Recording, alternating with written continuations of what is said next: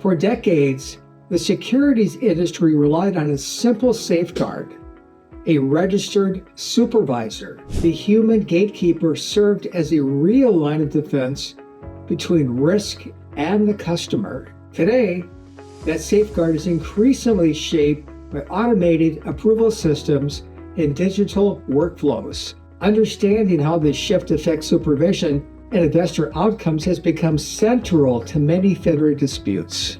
I entered the industry in 1983 as a registered rep.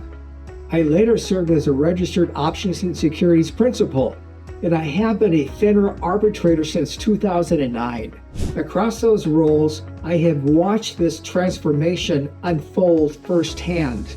In recent years, the human gatekeeper has increasingly been replaced or constrained by automated decision systems. At the same time, we have seen broader availability of ultra-leveraged ETFs and higher risk option strategies, including uncovered call exposure.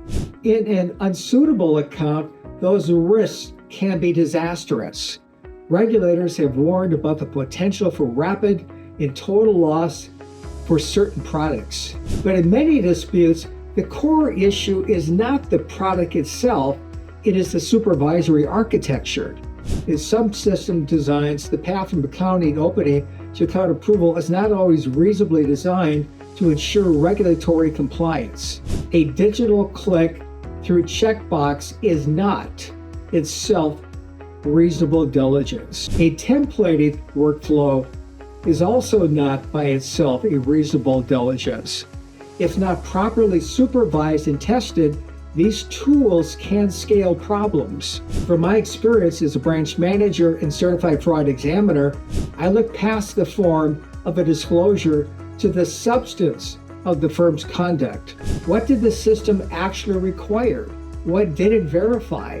What did it escalate? In the options context, the key question is whether the firm reasonably assessed the customer's financial situation, experience, and the ability to manage the approved risk. When controls are not reasonably designed or not reasonably implemented, the result can be severe investor harm and meaningful regulatory and financial exposure for the firm. In my analysis, those issues typically present as Rule 3110 supervision questions. I don't testify to a conclusion. I analyze conduct and systems against the regulatory framework.